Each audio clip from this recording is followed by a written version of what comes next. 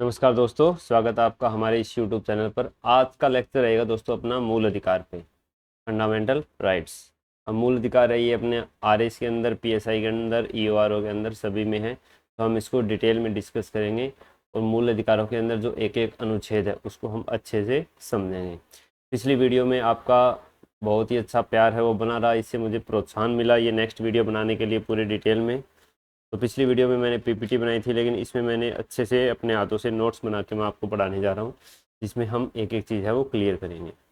तो शुरू करते हैं। ये वीडियो लंबी होने वाली है और इसके अलग अलग पार्ट भी आएंगे, तो हर पार्ट आपके लिए है वो महत्वपूर्ण रहेगा। सबसे पहले हम देखते हैं दोस्तों की मूल अधिकार। मूल अधिकारों की परिभाषा क्या है। क्या हो गई, पेंसिल बन गया। चलो, फंडामेंटल राइट्स।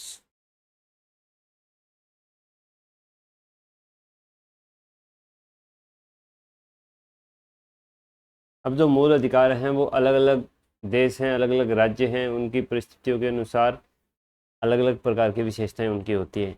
हम मुख्य रूप से जो भारत के मूल अधिकार हैं उन्हीं के बेस पे हम मूल अधिकारों की परिभाषा देखेंगे और उनकी विशेषताएं देखेंगे।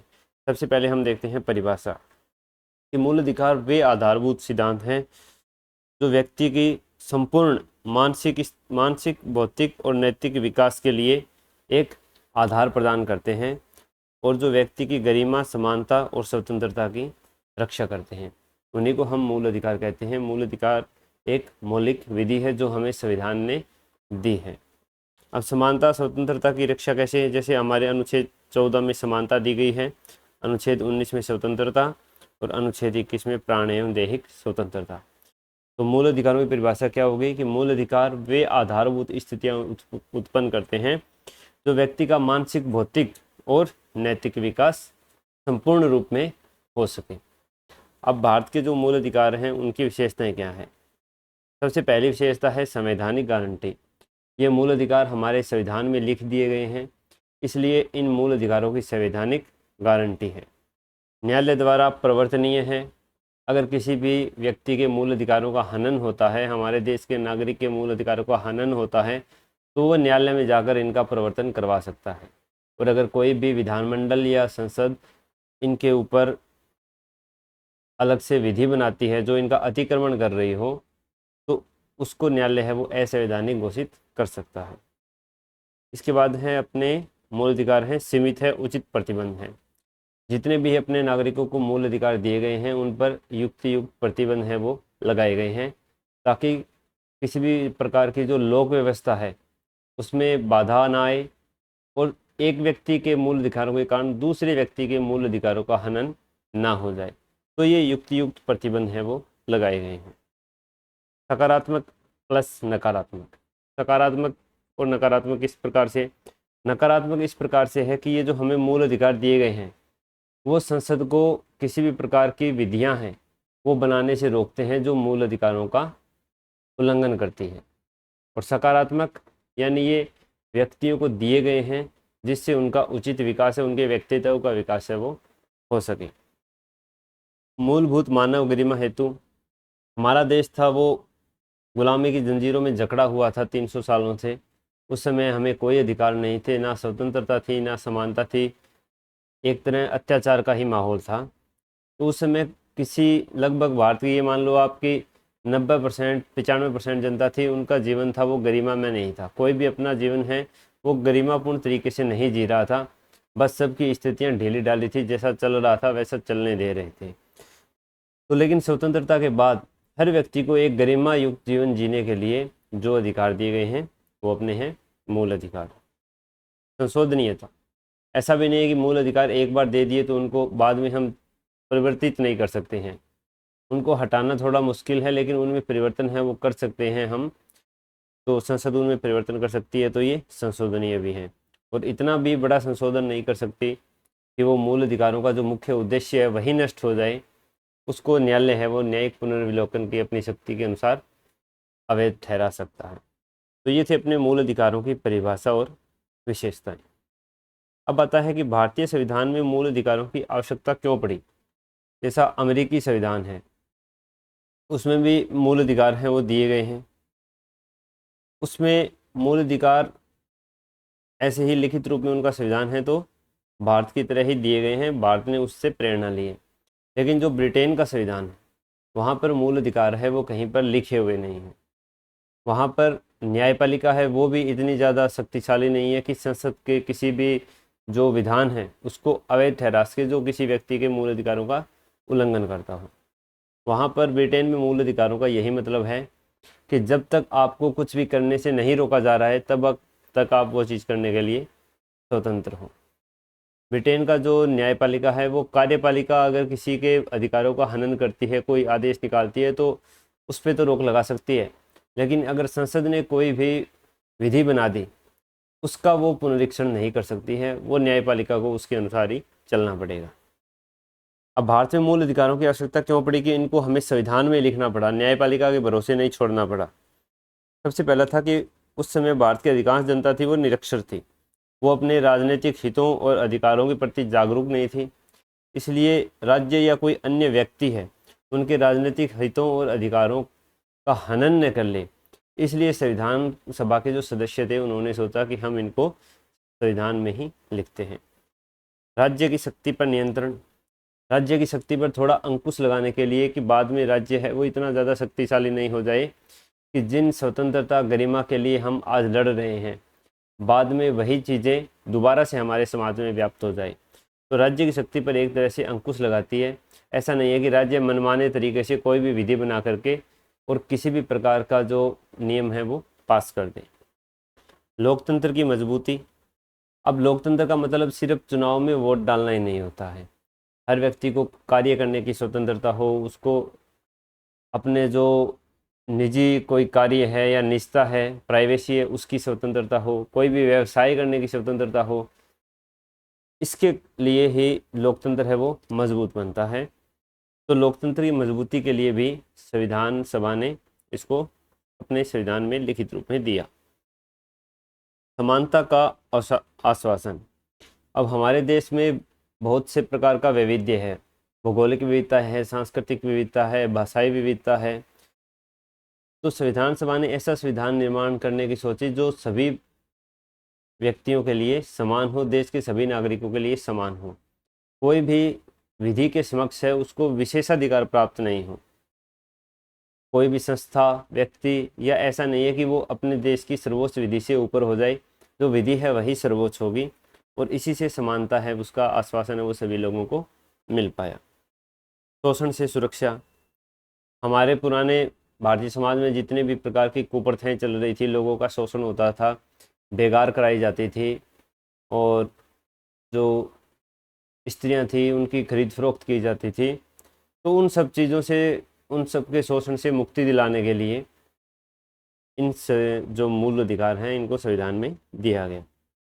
न्याय की गारंटी, अब जो अनुच्छेद 32 के अनुसार संवैधानिक उपचारों का अधिकार हमें दिया गया है, इसमें बताया गया कि जो आपको मूल अधिकार हैं इनकी आपको गारंटी दी जा रही है और आपको न्याय है वो मिलेगा।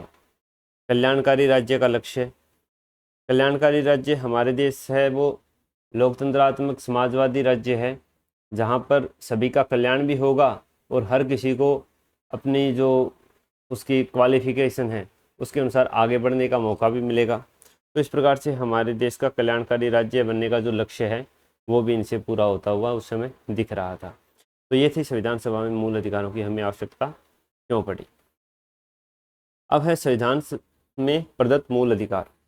तो मूल अधिकार है वो हमारे संविधान के भाग 3 में दिए गए हैं। संविधान के सारे भाग मैंने आपको याद करने का तरीका पीछे वीडियो में बता चुका हूँ और ये अनुच्छेद 12 से 35 तक दिए गए हैं। मिट गया, चलो। कितने अधिकार हैं? कुल 6 अधिकार हैं। मूल संविधान में कितने अधिकार थे? 7 अधिकार थे। एक अधिकार कौन सा था? संपत्ति का अधिकार था। संपत्ति के अधिकार को 44वें संविधान संशोधन 1978 द्वारा हटा दिया गया, उसको एक कानूनी अधिकार बना दिया गया। तो कितने रह गए? 6 रह गए। 6 में सबसे पहले आता है समता का अधिकार, जो अनुच्छेद 14 से 18 के बीच में दिया हुआ है। इसके बाद है स्वतंत्रता का अधिकार, जो 19 से 22 के बीच में दिया गया है। फिर है शोषण के विरुद्ध अधिकार, जो 23 और 24 में दिया गया है। फिर है धार्मिक स्वतंत्रता का अधिकार जो 25 और 28 में दिया गया है, 25, 26, 27, 28, 25 से 28 में।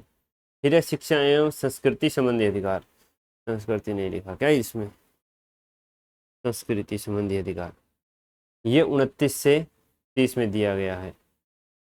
और सबसे लास्ट है संवैधानिक उपचारों का अधिकार जो अनुच्छेद 32 में दिया गया है। अब आप यहाँ पर देख रहे हो कि अनुच्छेद 12 से 35 तक अपने अधिकार है, लेकिन इन सब अधिकारों में कुछ अनुच्छेद हैं वो मिसिंग चल रहे हैं। कौन से 12 और 13, अनुच्छेद 12, अनुच्छेद 13। फिर 14 से 18 है, 19 से 22 है, 23 से 24 है, 25 से 28 है, 29 से 30 है, फिर 31 नहीं है, 32 है, 33 नहीं है, 34 नहीं है और 35 नहीं है।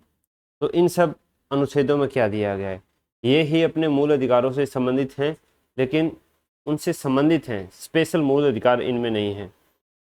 12 और 13 है वो हम आगे चल के पढ़ेंगे।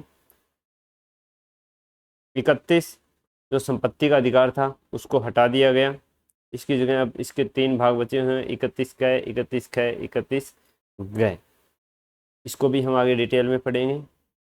33 सेना के जो सदस्य हैं या सेना में भर्ती जो सैनिक हैं, पुलिस बल है, अपना जो अर्धसैनिक बल है, उनके सदस्यों को इन सब मूल अधिकारों में से कुछ कटौती किए जाते हैं। उनमें मुख्य रूप से एक तो ये हो गई कि यूनियन बनाने की छूट नहीं है उनको, और कुछ स्वतंत्रताओं और समानताओं की भी छूट नहीं है। तो उनके लिए राज्य है वो कानून बना करके उनके कुछ मूल अधिकारों को सीमित कर सकता है, क्योंकि उनमें अनुशासन बना रहे और देश में व्यवस्था है वो चलती रहे। 34 मार्शल लॉ से संबंधित है कि अगर किसी भी क्षेत्र है उसमें मार्शल लॉ लग जाता है तो उसमें वहाँ पर क्या रहेगा। और 35 में क्या है, 35 में संसद को विधि बनाने की शक्ति गई है ताकि इन मूल अधिकारों का प्रवर्तन हो सके, और इन मूल अधिकारों में जो दंडनीय अपराध बताए गए हैं या जिनके लिए प्रतिषेध बताया है उनके लिए दंड का प्रावधान है वो किया जा चुके। तो ये हो गए अपने अनुच्छेद 12 से 35। हम एक एक अनुच्छेद को डिटेल में उदाहरणों के साथ अब पढ़ते हुए चलते हैं। सबसे पहले है अनुच्छेद 12। अनुच्छेद 12 में राज्य की परिभाषा दी गई है। अब जितने भी हम मूल अधिकार में अनुच्छेद पढ़ेंगे ना, उसमें एक ही प्रकार की जो लैंग्वेज है वो दी गई है कि राज्य इन सब चीज़ों से भेदभाव नहीं करेगा, राज्य इन सब चीज़ों की अनुमति देगा, राज्य में कहीं भी घूमने का अधिकार। तो इसमें राज्य की परिभाषा है जो अनुच्छेद 12 में दी गई है वो केवल भाग 3 के लिए लागू होती है, संविधान के और किसी भाग के लिए उसको मान्यता नहीं है। ये एमसीक्यू में पूछ सकता है कि जो अनुच्छेद 12 में राज्य की परिभाषा है वो केवल और केवल भाग 3 के लिए है। अब राज्य की परिभाषा में 4 चीज़ों को इंक्लूड किया गया है।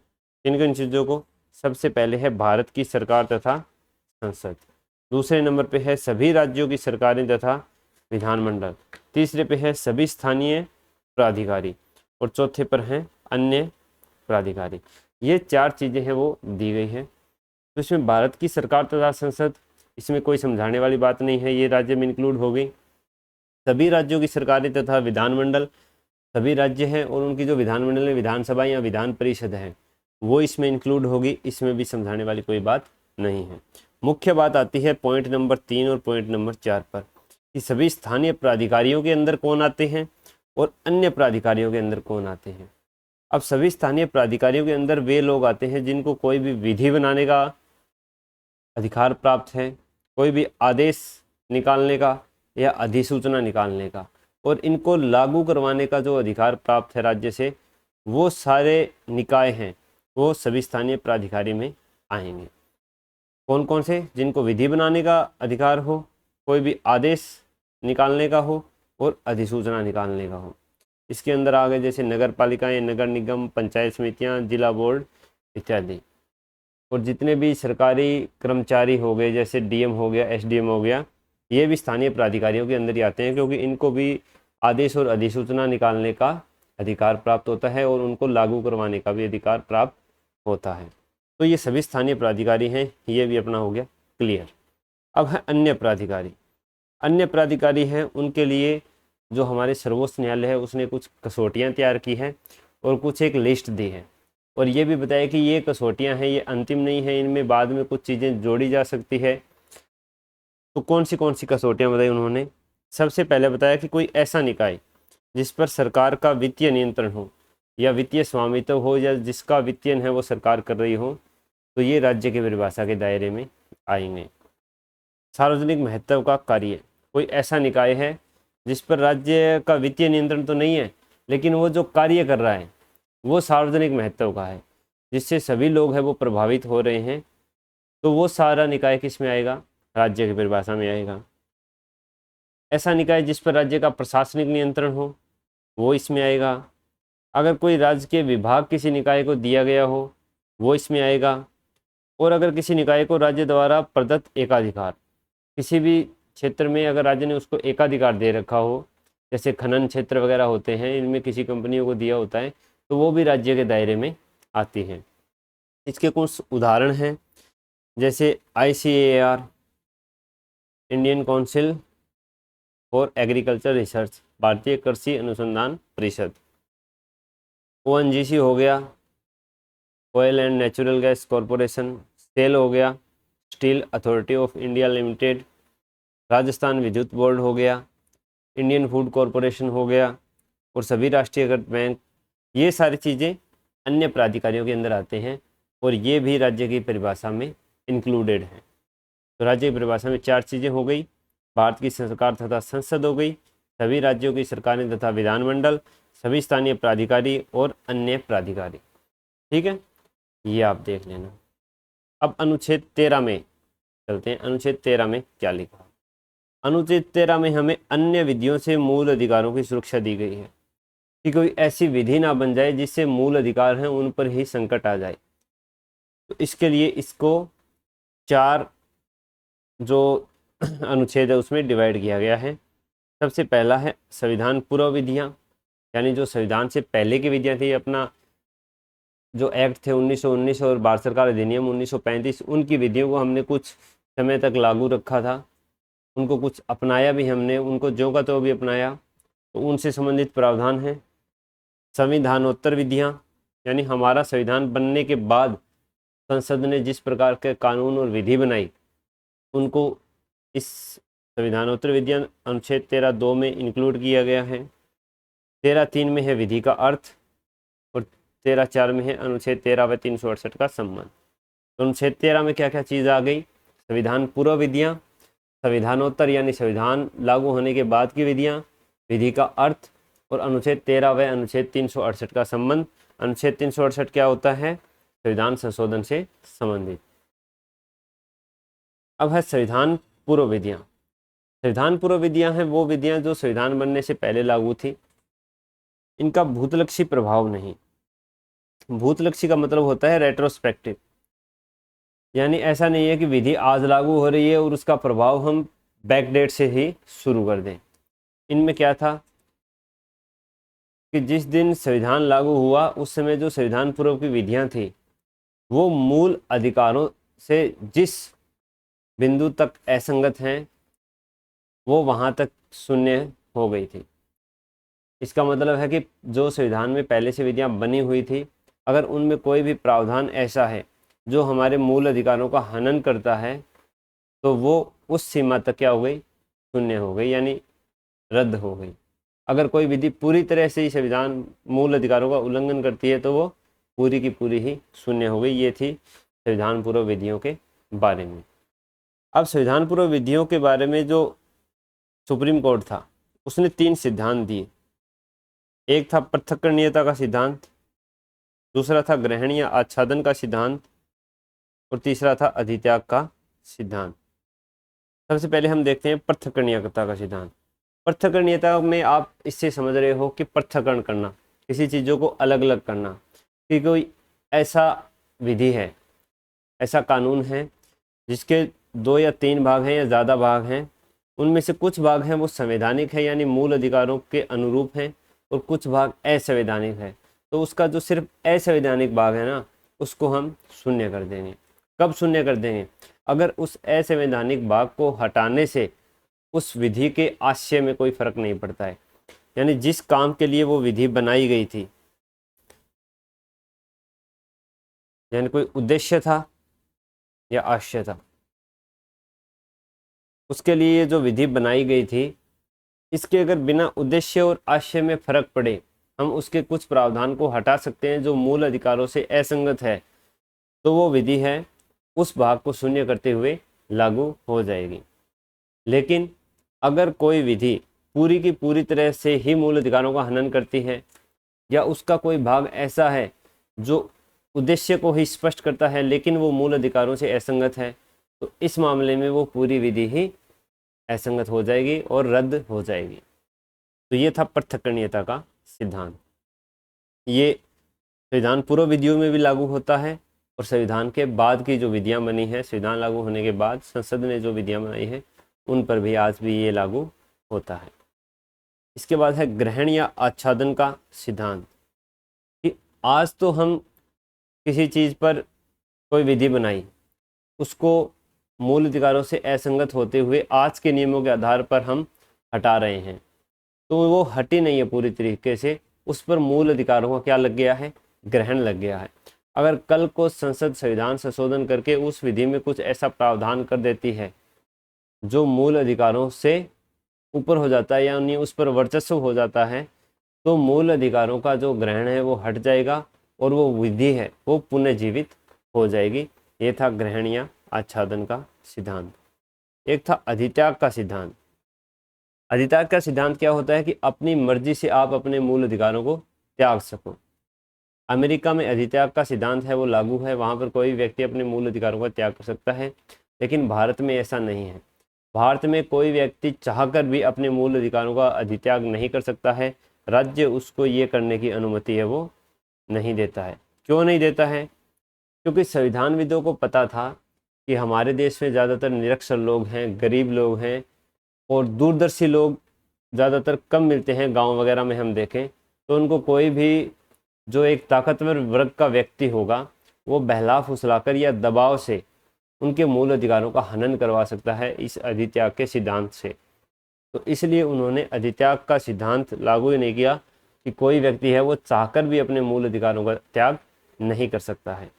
तो ये था संविधान पूर्व विधियाँ। अब है संविधानोत्तर विधियाँ। संविधानोत्तर विधियों में संविधान लागू होने के बाद संसद ने जो विधियाँ बनाई है वो उस सीमा तक शून्य होगी जहाँ तक वो मूल अधिकारों का हनन करती है, वो एज इट इज ऐसा ही है जैसा संविधान पूर्व विधियाँ थी। अब इसका क्या हो सकता है? न्यायिक पुनरीक्षण। अगर संसद ने कोई विधि बनाई और वो विधि मूल अधिकारों का हनन करती है तो न्यायपालिका उसका न्यायिक पुनरीक्षण कर सकती है, उसके किसी भाग को या उस पूरी विधि को ही असंवैधानिक घोषित कर सकती है। तो ये न्यायिक पुनरीक्षण के दायरे में आता है।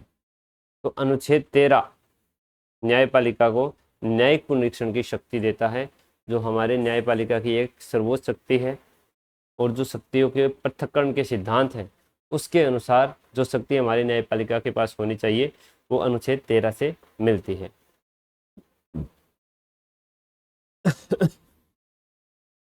तो ये हो गई हमारी संविधान पूर्व और संविधानोत्तर। 13(3) में है विधि का अर्थ। अब विधि के अर्थ में बहुत सी चीज़ें वो समाविष्ट की है कि कोई विधि है वो क्या होगी। कोई भी अध्यादेश जो राष्ट्रपति जारी करता है या राज्यपाल जारी करता है, आदेश कोई भी प्रशासनिक अधिकारी है वो जारी करता है, उपविधियाँ, बायलॉज, नियम, विनियम, अधिसूचनाएं, रूढ़ियाँ और प्रथाएं। रूढ़ियाँ और प्रथाएं हैं, इनको भी विधि का रूप दिया गया है क्योंकि ये भी समाज में हमारे एज ए विधि ही चलती रहती है। ये सारी चीज़ें समाविष्ट होगी। यहाँ पर समाविष्ट शब्द का उपयोग किया गया है, मतलब ये जो चीज़ें लिखी है ये लास्ट नहीं है, इसके बाद भी और भी बहुत सी चीज़ें ऐसी हो सकती हैं जो विधि के अर्थ में इंक्लूड हो सके। अब धार्मिक व्यक्तित्व विधि है, यानी जितने भी धर्म हैं उनके जो पर्सनल लॉ हैं, जैसे मुस्लिम पर्सनल लॉ हो गया, हिंदू पर्सनल लॉ हो गया, ईसाई का हो गया, ये सारी चीज़ें विधि में नहीं ली जाती है। ध्वज संहिता, ध्वज संहिता है उसको भी हम विधि के अंदर नहीं मानते हैं क्योंकि ये एक इंस्ट्रक्शन है कि ध्वज को कैसे फहराना है, कब से कब तक फहराना है। तो ध्वज संहिता और जो धर्मों के पर्सनल लॉ हैं ये न्यायिक विधि के अंतर्गत नहीं आते हैं। इसके बाद है 13(4) अनुच्छेद 13 व 368 का संबंध। ये 24वें संशोधन 1971 से 13(4) जोड़ा गया था। मूल संविधान में 13(4) था, वो नहीं था। इसमें लिखा गया दोस्तों कि अनुच्छेद 13 की कोई बात अनुच्छेद 368 के तहत किए जाने वाले संविधान संशोधनों पर लागू नहीं होगी। मतलब कि अगर संसद अनुच्छेद 368 के अनुसार कोई संविधान संशोधन करती है तो अनुच्छेद 13 की कोई बात उस पर लागू नहीं होगी, यानी उसका न्यायिक पुनर्विलोकन है वो नहीं किया जा सकता। कहने का मतलब यही है। लेकिन सुप्रीम कोर्ट ने इस पर एक मामला बताया, तो ये क्या था? केशवानंद भारती मामला 1973। उसमें सुप्रीम कोर्ट ने बताया कि न्यायिक पुनर्विलोकन की जो शक्ति है वो संविधान का एक आधारभूत ढांचे के अंतर्गत ही आती है, इसलिए हम न्यायिक पुनर्विलोकन कर सकते हैं। लेकिन उन्होंने इस अनुच्छेद को अवैध नहीं ठहराया, वैध ही ठहराया था। तो अभी तक ये संविधान में बना हुआ है। अब न्यायिक पुनरीक्षण या न्यायिक पुनर्विलोकन की शक्ति न्यायालय को मिलती कैसे है? ये मुख्य रूप से तो केशवानंद भारती केस हुआ था 1973, उसी के बाद चली है। जिसके बाद उन्होंने कहा था कि जो 24 अप्रैल 1973 से पूर्व की विधियां हैं जो नवी अनुसूची में डाली गई है या 31 क और 31 ग के अंतर्गत आती है, उनका हम न्यायिक पुनर्विलोकन नहीं करेंगे। लेकिन इस फैसले को सुनाने के बाद ऐसी कोई भी विधि नहीं होगी जो नौवीं अनुसूची में डाल दी तो उनका हम न्यायिक पुनर्विलोकन नहीं कर सकते। ये न्यायिक पुनरीक्षण की शक्ति न्यायपालिका को 3 अनुच्छेदों से मिलती है। अनुच्छेद 13, अनुच्छेद 32, अनुच्छेद 226। अनुच्छेद 13 हम ये पढ़ ही रहे हैं, जो मूल अधिकारों का अन्य विधियों से संरक्षण करता है। अनुच्छेद 32 में है संवैधानिक उपचारों का अधिकार, जिसमें उच्चतम न्यायालय को रिट जारी करने का अधिकार है। 226 में है जो राज्यों के उच्च न्यायालय हैं उनको रिट जारी करने का अधिकार है। जिनू धीरे बोलो।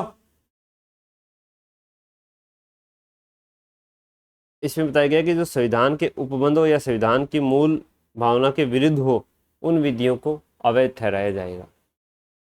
और ये शक्तियों का पृथक्करण के सिद्धांत पर आधारित है कि जो कार्यपालिका, न्यायपालिका और विधायिका है तीनों एक दूसरे से संतुलित रहे।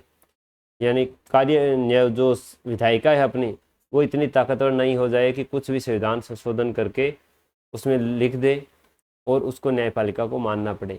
न्यायपालिका हर संविधान संशोधन का न्यायिक पुनरीक्षण कर सकती है।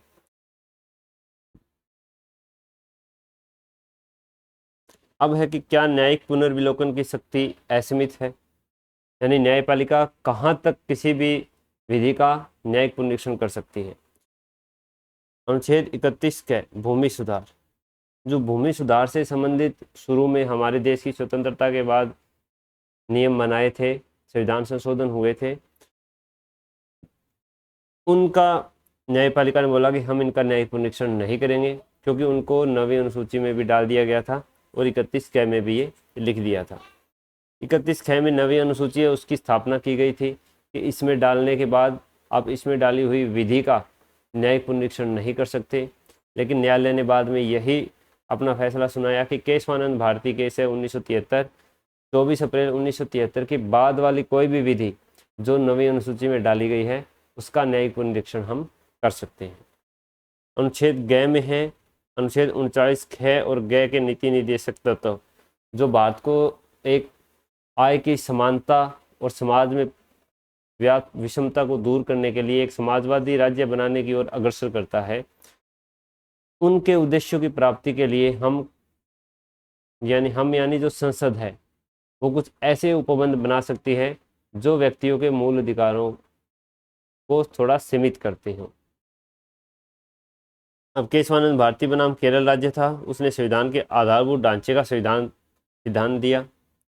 और मिनर्वा मिल्स मामला 1980 था, उसने बनाया कि जो न्यायिक पुनर्विलोकन की शक्ति है ये भी संविधान के आधारभूत ढांचे का लक्षण है और इसको संविधान संशोधन के द्वारा भी खत्म नहीं किया जा सकता। और 31 क और 31 ग का पुनर्विलोकन किया जा सकता है। तो ये बताता है कि जो न्यायिक पुनर्विलोकन की शक्ति है ये एक प्रकार से हमें असीमित होती हुई दिख रही है, लेकिन हमारे संविधान में जो अनुच्छेद 368 दिया है उसके अनुसार संसद को ये शक्ति है कि वो संविधान में कहीं भी संशोधन कर सकती है। लेकिन न्यायपालिका इस पर प्रतिबंध लगाती है कि जो संसद है वो संविधान में संशोधन कर सकती है, यानी जो मूलभूत ढांचा है वो वैसा का वैसा रहेगा। संसद है वो नया संविधान नहीं बना सकती, जो संविधान बना हुआ है उसमें कुछ संशोधन कर सकती है। तो अगर आधारभूत ढांचे के अंदर कोई चीज़ नहीं आती है तो उसमें संसद किसी भी सीमा तक संशोधन है वो कर सकती है। तो ये है कि न्यायिक पुनर्विलोकन की शक्ति है वो सीमित है या असीमित।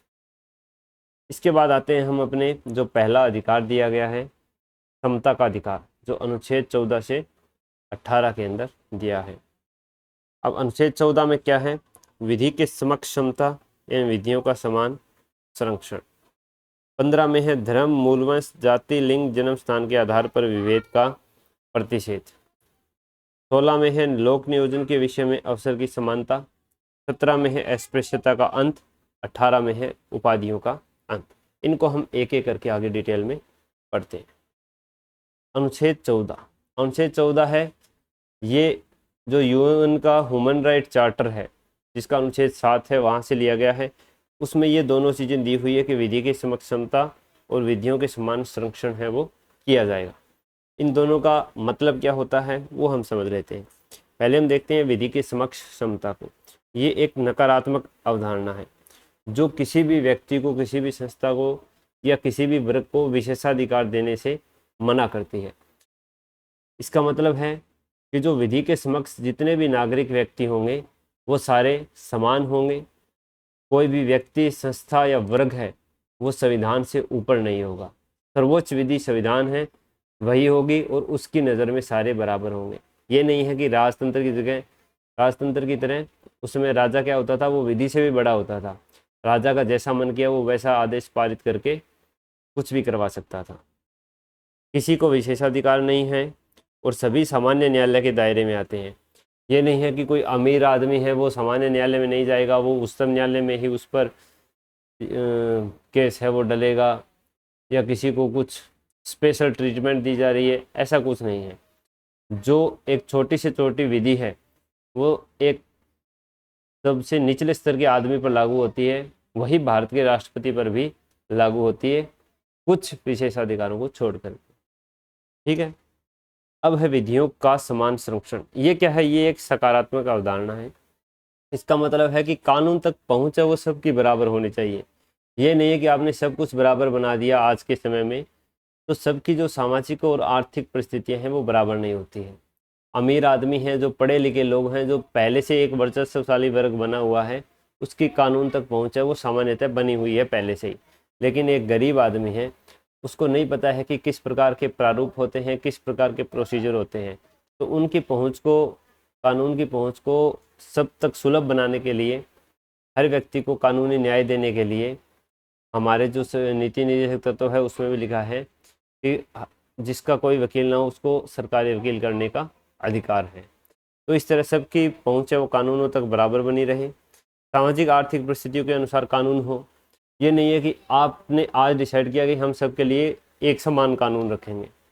एक समान कानून रखोगे तो जो आगे है वो पहले से आगे वो आगे ही रहेंगे, पीछे वो पीछे रहेंगे। हमें जो मुख्य धारा से कटे हुए लोग हैं उनको मुख्य धारा में जोड़ने के लिए कुछ अलग से कानून बनाने पड़ेंगे, अलग से उपबंध करने पड़ेंगे जो समान नहीं होंगे, और उनको कुछ विशेषाधिकार देंगे जिससे वो समाज की मुख्य धारा में जुड़ जाए। जैसे अपने यहाँ आरक्षण लोगों को दिया हुआ है। आरक्षण देने से समानता है वो नहीं बिगड़ती है, क्योंकि ये एक सकारात्मक अवधारणा है। अब जो अनुच्छेद 14 है ये अपने नागरिक और गैर नागरिक, इसमें व्यक्ति शब्द का उल्लेख हुआ है, क्योंकि किसी भी व्यक्ति को विधि राज्य के द्वारा विधि के समक्ष समता एवं विधियों के समान संरक्षण से वंचित नहीं किया जाएगा। तो अगर कोई विदेशी व्यक्ति है उसको भी यही अधिकार प्राप्त होंगे। प्राकृतिक एवं नैसर्गिक न्याय, इसका मतलब है कि जो न्याय है वो दोनों पक्षों को सुन करके, दोनों पक्षों के जो गवाह हैं उनको अच्छी तरह देखकर मद्देनजर रखते हुए न्यायाधीश है उसको अपने विचारों से, पर्सनल विचारों से तटस्थ होते हुए ये निर्णय सुनाना है कि कौन है वो गुनहगार है, और उसे उस निर्णय तक पहुंचने के लिए क्या क्या फैक्ट हैं वो सामने आए हैं। तो ये होता है प्राकृतिक एवं नैसर्गिक न्याय।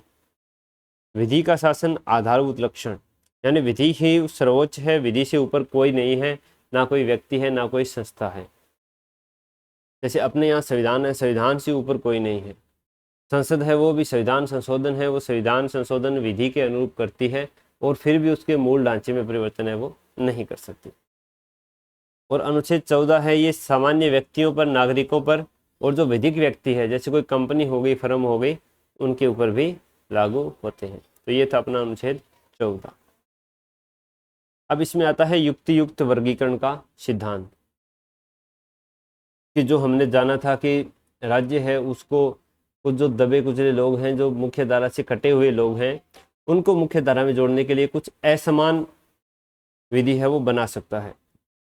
तो राज्य का मनमाने तरीके से विभेद है वो नहीं चलाना पड़ेगा, उसको अपना जो विधि बना रही है उसमें स्पष्ट करना पड़ेगा कि हमने इन उद्देश्यों की पूर्ति के लिए इस विधि का निर्माण किया है, और वो उद्देश्य है वो एकदम तर्कसंगत होने चाहिए और उसी समय के लिए एकदम स्पष्ट होने चाहिए। ये नहीं कि आज हम ये विधि बना रहे हैं, इसका फल हमें नेक्स्ट 15 सालों में देखने को मिलेगा, तो ये भेदभावपूर्ण नीति है वो नहीं चलेगी। विभिन्न वर्गों में तार्किक आधार पर वर्गीकरण मान्य होना चाहिए, कि कोई भी वर्ग है उसमें आप वर्गीकरण कर सकते हो। ये नहीं है कि आपने धर्म के आधार पर नियम बना दिए, जाति के आधार पर नियम बना दिए, ये नहीं चलेगा।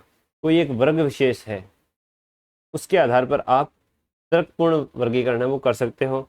जैसे SC ST OBC है, इनको जो आरक्षण दिया गया है ये इसी के अंतर्गत आता है। अब है उद्देश्य के साथ तर्क संबंध, यानी आप जो भेदभाव कर रहे हो एक कानून बना करके लोगों के साथ, तो उसके उद्देश्य का उस कानून के साथ जो आपने फैक्ट दिए हैं एक संबंध होना चाहिए। जैसे सरकार ने नियम बना दिया कि जो ज़्यादा पैसे कमाने वाले लोग हैं, यानी जिसकी सैलरी 30 लाख से ज़्यादा है वो 30% टैक्स देता है, जिसकी सैलरी 10 लाख तक है वो मान लीजिए नॉर्मली 10% टैक्स देता है। तो ये चीज़ विधि सम्मत है, क्योंकि जो ज़्यादा पैसे कमा रहा है वो ज़्यादा टैक्स देगा, जो कम पैसे कमा रहा है वो कम टैक्स देगा। लेकिन अगर इसी को संसद ये बना दे कि जिसकी लंबाई ज़्यादा है, यानी जिस व्यक्ति की लंबाई ज़्यादा होगी वो टैक्स ज़्यादा देगा, और जिसकी लंबाई कम होगी वो टैक्स कम देगा, तो ये उद्देश्यों के साथ कोई तर्कसंगत संबंध नहीं हुआ। तो इस प्रकार से जो भी विधि बन रही है उसका अपने उद्देश्यों को फुलफिल करने के लिए असमानता पैदा करने वाले जो उपबंध बनाती है उनका एक तर्कसंगत संबंध है वो होना चाहिए। अब है समानता के अधिकार के अपवाद। ये वही है जो हमने पीछे डिस्कस किए गए हैं कुछ, कि विदेशी राजनयिकों, UN और उसकी एजेंसियों, इनको उन्मुक्तता प्राप्त है। भारत का राष्ट्रपति और राज्यों के राज्यपाल हैं, इनको अनुच्छेद 361 के अंदर अपने कार्यकाल के दौरान जो लिए गए निर्णय हैं उनके लिए किसी भी न्यायपालिका में जवाबदेह होने की जरूरत नहीं है। संसद के सदस्यों को अनुच्छेद 105 के तहत और विधानमंडल के सदस्यों को अनुच्छेद 194 के तहत कुछ उन्मुक्तियां प्राप्त है। जैसे संसद और विधानमंडल में अगर सदस्य कोई बात बोल रहा है तो उसको ये साबित करना जरूरी नहीं है किसी भी न्यायपालिका में, ठीक है, उसको आधार नहीं बनाया जा सकता। अनुच्छेद 31 क, ख और ग। क भूमि सुधार से संबंधित, ख में नवी अनुसूची, ग में जो अपने अनुच्छेद 39 में नीति निर्देशक तत्व हैं एक समाजवादी कल्याणकारी राज्य के लिए, उनकी प्राप्ति के लिए हम असमानता वाले कुछ अधिकार बना सकते हैं जो मुख्य धारा से कटे लोगों को ऊपर की तरफ उठाने में कार्य करें। प्रेस व मीडिया को एक विशेष अधिकार है अनुच्छेद 361 क के अनुसार। इसमें क्या है कि अगर किसी भी संसद या विधानमंडल की कार्रवाई है उसका सत्य प्रकाशन किया जाता है तो वो प्रेस और मीडिया के विशेष अधिकारों में आता है, उनको ऐसा करने की अनुमति है। अब है अनुच्छेद 15। अनुच्छेद 15 में 5 खंड है, बाद में एक छठा खंड भी जोड़ दिया गया है AWS वाला। देखते हैं क्या है। 15(1) में है कि धर्म, मूलवंश, जाति, लिंग, जन्म स्थान, इन 5 आधार पर राज्य है वो भेदभाव नहीं करेगा। किन किन आधार पर? धर्म, मूलवंश, जाति, लिंग, जन्म स्थान, निवास स्थान के आधार पर भेदभाव कर सकता है। इन 5 के आधार पर भेदभाव राज्य नहीं करेगा। और इसमें केवल राज्य के ऊपर ये चीज़ लागू होती है, किसी प्राइवेट व्यक्ति के ऊपर ये चीज़ लागू नहीं होती है, प्राइवेट कंपनी पर ये चीज़ लागू नहीं होती है। किस प्रकार के भेदभाव? 15(2) राज्य के साथ साथ प्राइवेट व्यक्ति पर भी लागू होता है कि कोई दुकान और सार्वजनिक स्थान है, उनमें किसी व्यक्ति को इसलिए नहीं रोका जाएगा कि वो अलग धर्म का है, अलग जाति का है, अलग लिंग का है, उसका जन्म स्थान अलग है। हर व्यक्ति को किसी भी दुकान सार्वजनिक स्थान में जाने की अनुमति है। पूर्णतः या अंशतः राज्य द्वारा पोषित कुआं, तालाब, सामाजिक समागम स्थान। अब ये जो अपने पुराने भारतीय समाज में अस्पृश्यता का चलन था, जहाँ पर जो कथित तौर पर निचली जातियां हैं उनको कुओं, तालाबों से पानी नहीं भरने दिया जाता था, मंदिरों में नहीं घुसने दिया जाता था, उसी के उन्मूलन के लिए ये व्यवस्था की है कि अगर पूर्णतः और अंशतः कोई राज्य द्वारा पोषित कुआं या तालाब है या कोई सार्वजनिक कुआं तालाब है तो वहाँ पर हर व्यक्ति का अधिकार होगा। लेकिन अगर किसी का प्राइवेट है, जैसे किसी ने कुंड बना रखा है अपने घर पे, तो ऐसा नहीं है कि कोई भी आ जाए कि भाई कुंड बना रखा है तूने, मेरा अनुच्छेद 13(2) के अंदर इसका अधिकार है, वो नहीं प्राप्त है। पूर्णतः या अंशतः राज्य द्वारा पोषित हो या सार्वजनिक हो, उन्हीं चीज़ों पर सभी का अधिकार है। 15(3) में क्या है? 15(1) और 15(2) का अपवाद दिया है। ये महिलाओं और बच्चों के लिए विशेष प्रावधान है, उसको वैध बनाता है कि इसके लिए राज्य को नहीं रोकेगा। जैसे महिलाओं के लिए प्रसूति अवकाश है वो दिया जाता है, क्योंकि उनकी शारीरिक बनावट इसी प्रकार की होती है, और जब किसी भी महिला की डिलीवरी होती है तो उस समय उसका स्वास्थ्य इतना अच्छा नहीं होता है कि वो कोई कार्य है और जो शारीरिक कार्य है वो कोई कर सके, तो इसलिए उनको प्रसूति अवकाश दिया जाता है। अब कोई आदमी बोल दे कि हमें भी दो भाई, तो आदमियों के लिए 15 दिन का है, ठीक है। उनके लिए अलग से शिक्षण संस्थान खोल सकती है। केवल बालिकाओं के लिए शिक्षण संस्थान खुले हुए हैं सरकारी, हम देखते हैं।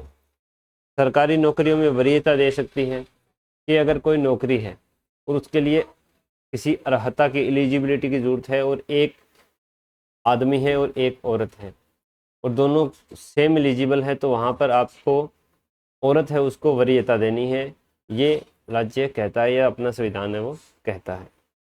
और इसको किसी भी प्रकार का भेदभावपूर्ण नीति माना नहीं जाएगा। ये राज्य की तरफ से एक सकारात्मक कार्यवाही होगी जो महिलाओं के उत्थान के लिए, बच्चों के उत्थान के लिए किया जाएगी। क्योंकि जो महिलाएं और बच्चों का वर्ग है ना, यही ऐसा वर्ग है जो सबसे पहले किसी भी वंचन का शिकार होता है। क्योंकि एक तो ये शारीरिक रूप से कमज़ोर होते हैं, जिससे उनका शारीरिक शोषण है वो भी किया जाता है। अनुच्छेद 15(4) है वो दूसरा अपवाद है, जिसमें सामाजिक व शैक्षिक दृष्टि से पिछड़े वर्गों के लिए विशेष प्रावधान अनुच्छेद 15 का उल्लंघन नहीं माना जाएगा।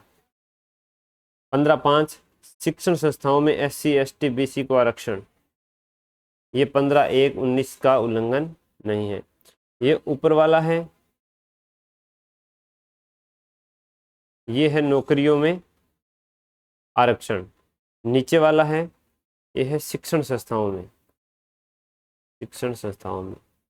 और राज्य प्रावधान करके राज्य द्वारा वित्त पोषित हो या नहीं हो, राज्य द्वारा मान्यता प्राप्त सभी निजी और सरकारी शिक्षण संस्थाओं में जो एडमिशन है उसका आरक्षण है वो निर्धारित कर सकती है, और कुछ जगह किया हुआ भी।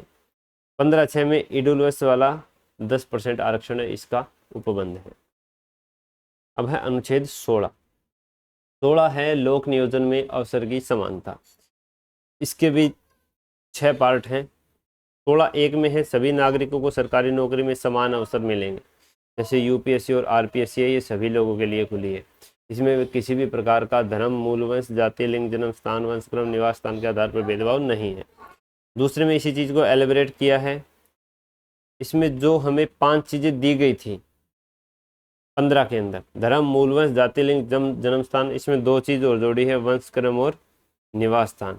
यानी नौकरियों में आप निवास स्थान के आधार पर भी भेदभाव नहीं कर सकते हो।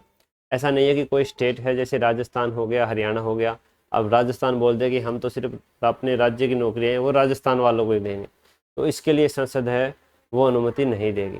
हालांकि कोई राज्य सिर्फ अपने लोगों के हो ही नौकरी दे, इसके लिए संसद उस राज्य के लिए नियम बनाएगी, ना कि उस राज्य का विधानमंडल। ये याद करने वाली बात है कि अगर किसी राज्य को अपने पदों को सिर्फ राज्य के नागरिकों के लिए सुरक्षित रखना है तो संसद उस पर विधि बनाएगी। 1 मिनट रुक जाइए, ठीक है। दूध की घूंट ले ली बीच में। ये क्यों किया जाता है? ये किया जाता है दोस्तों क्षेत्रवाद को कम करने के लिए। ऐसे नहीं है कि लोग अपने अपने क्षेत्रों में बटे रहें। कोई भी भारत का नागरिक है वो किसी भी राज्य में नौकरी के लिए फॉर्म अप्लाई कर सकता है, बस उसको उस राज्य का जो आरक्षण है वो नहीं मिलेगा, वो जनरल कैटेगरी से उसमें फॉल करेगा। आप देखते भी होंगे कि जो अपने राजस्थान की भर्तियां निकलती है उसमें काफ़ी हरियाणा वाले लोग हैं जो टीचर की भर्तियों की तैयारी करते हैं।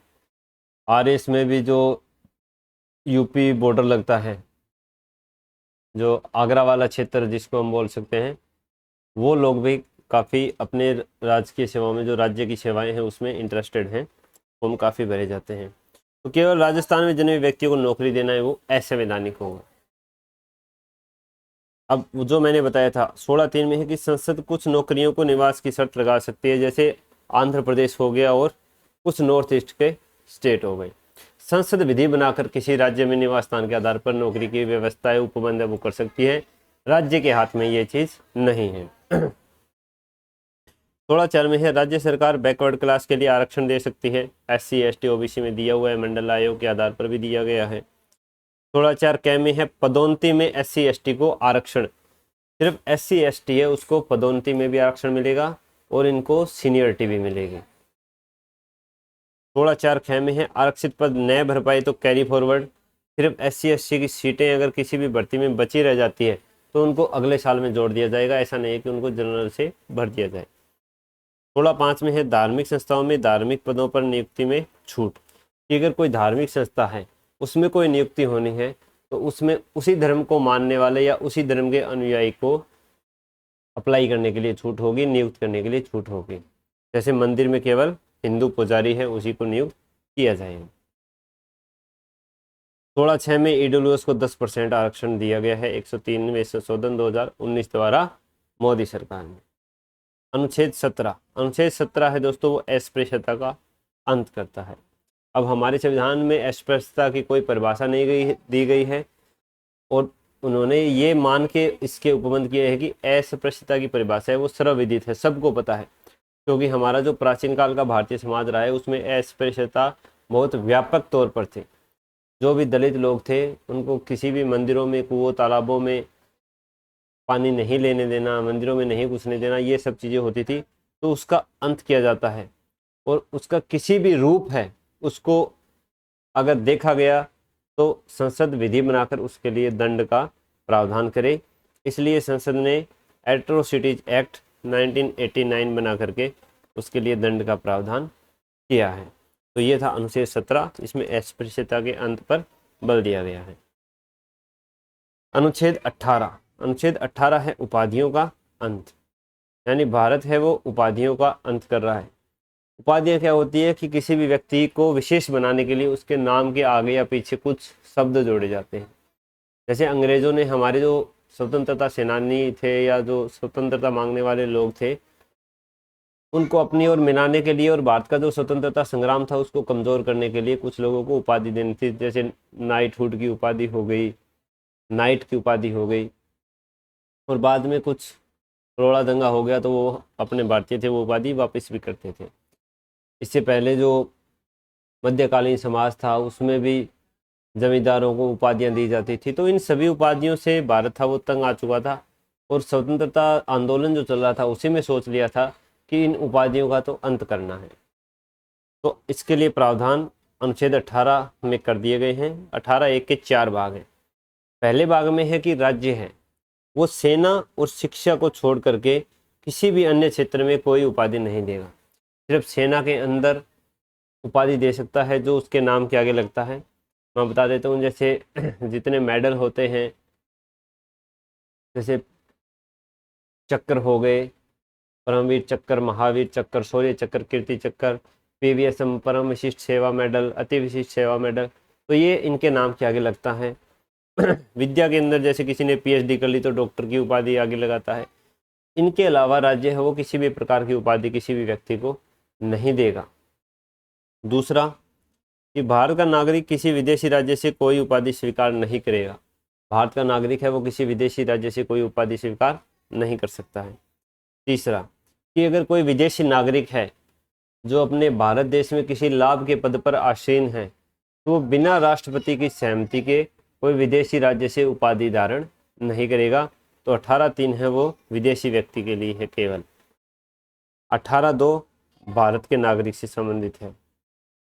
18(4) ये भारतीय और विदेशी दोनों से संबंधित है कि कोई भी व्यक्ति जो भारतीय हो या विदेशी हो, भारत में किसी लाभ के पद पर या विश्वास के पद पर आसीन है, वो किसी विदेशी राज्य से कोई भी भेंट, उपाधि या पद स्वीकार नहीं करेगा। भेंट, उपलब्धि या पद स्वीकार नहीं करेगा। ये 18(4) में दिया गया है।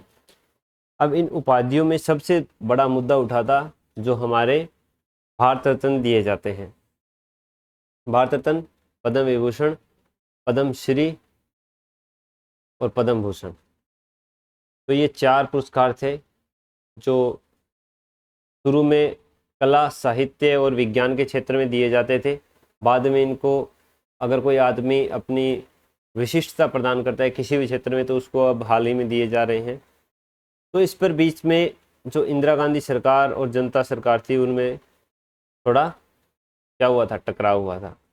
इंदिरा गांधी सरकार थी, उन्होंने इनको, कांग्रेस सरकार ने चालू किया था, लेकिन 1977 में जो सरकार बनी जनता पार्टी की, उन्होंने बोला कि ये भी एक प्रकार की उपाधियां हैं तो इनको हम बंद करते हैं। तो 1977 से 80 तक 3 साल ये बीच में बंद रहे थे। बाद में जैसे इंदिरा गांधी की सरकार दोबारा बनी, ये दोबारा चालू हो गए।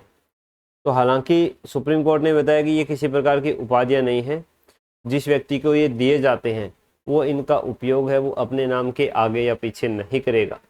ये सिर्फ एक अलंकरण है, एक सम्मान है जो भी किसी भी भारत के नागरिक को दिए जा रहे हैं। तो ये था हमारा मूल अधिकार का पहला भाग। इससे आगे के जो मूल अधिकार हैं वो हम करेंगे नेक्स्ट वीडियो में।